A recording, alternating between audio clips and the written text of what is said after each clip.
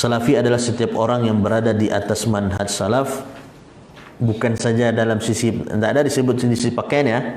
Tentunya itu dalam rangka mengikuti Nabi SAW, dalam rangka menjauhi semua yang dibenci Nabi SAW, yang tidak disukai, yang diingatkan kita darinya.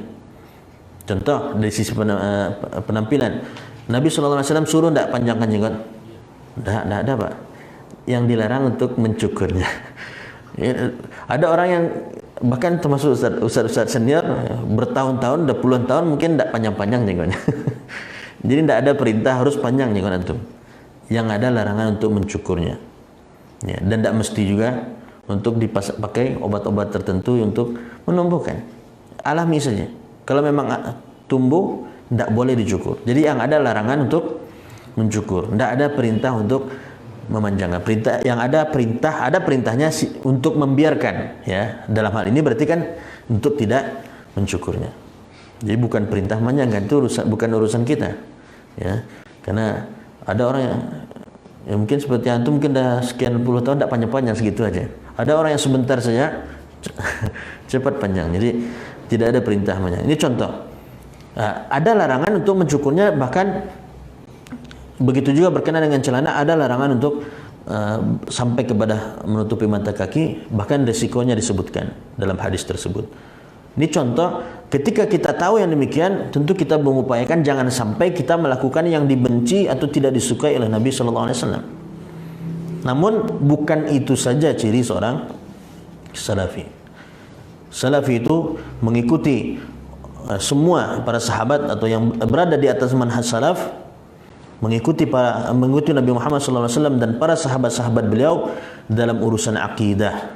Maka perlu belajar akidah. Intinya mengikuti manhaj salaf dalam urusan akidah.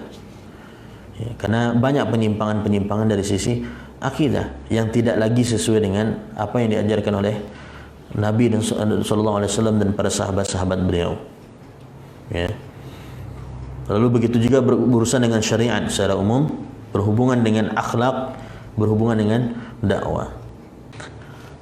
Sedangkan salafiyun adalah bentuk jamak dari salafi. Ini masih penjelasan, insyaallah mudah dipahami. Salafiyun jamaknya ya, salafi bentuk mufradnya, salafiyun jamaknya.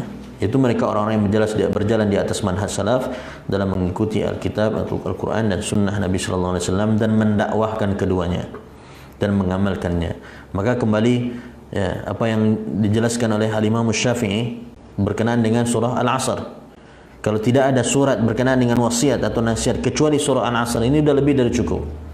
Karena semua cakupannya ada di sana. Pertama, yang dikatakan yang tidak akan merugi itu illal ladzina amanu. Sebenarnya bagaimana kita berupaya untuk beriman kepada Allah, malaikat-malaikat Allah, kitab-kitab Allah, rasul-rasul Allah, hari kiamat dan juga ketetapan Allah Subhanahu wa taala dengan cara mengikuti para sahabat Nabi sallallahu alaihi wasallam. Berimannya dengan